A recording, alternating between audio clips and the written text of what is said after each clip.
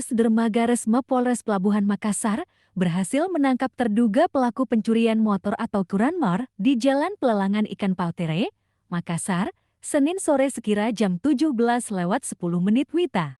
Pelaku bernama Jufri alias Tato berumur 42 tahun itu berhasil diamankan polisi setelah melakukan aksinya di Jalan Pelelangan Ikan Pautere Makassar pada Senin pagi sekitar jam 5:30 WITA.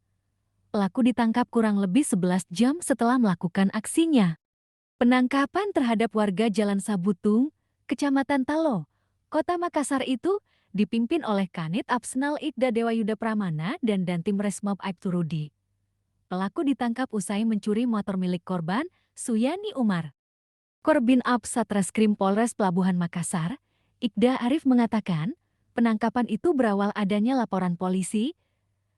Dari laporan polisi tersebut, tim The Ghost Dermaga Unit Resmab Satreskrim Polres Pelabuhan Makassar melakukan serangkaian proses penyelidikan.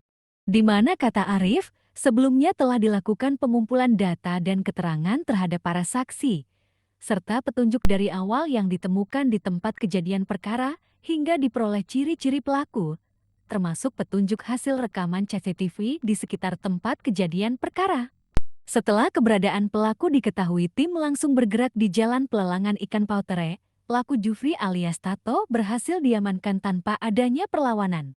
Dari hasil interogasi awal, motor curian tersebut disembunyi oleh pelaku di Kanal Pautere. Selanjutnya tim melakukan pengembangan di lokasi yang dimaksud. Tim berhasil mengamankan satu unit motor yang disembunyikan pelaku di samping kanal dengan ditutupi kain berwarna merah muda.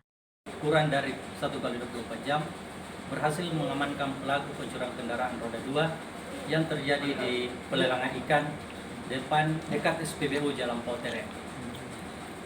Berdasarkan hasil CCTV, tim Opsnal Ghost Dermaga berhasil mengamankan pelaku berikut barang bukti 1 unit sepeda motor yang diduga hendak dijual ke pulau.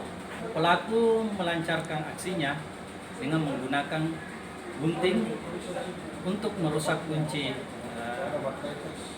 kontak. Untuk pelaku diancam dengan pasal 363 dengan ancaman hukuman di atas 5 tahun.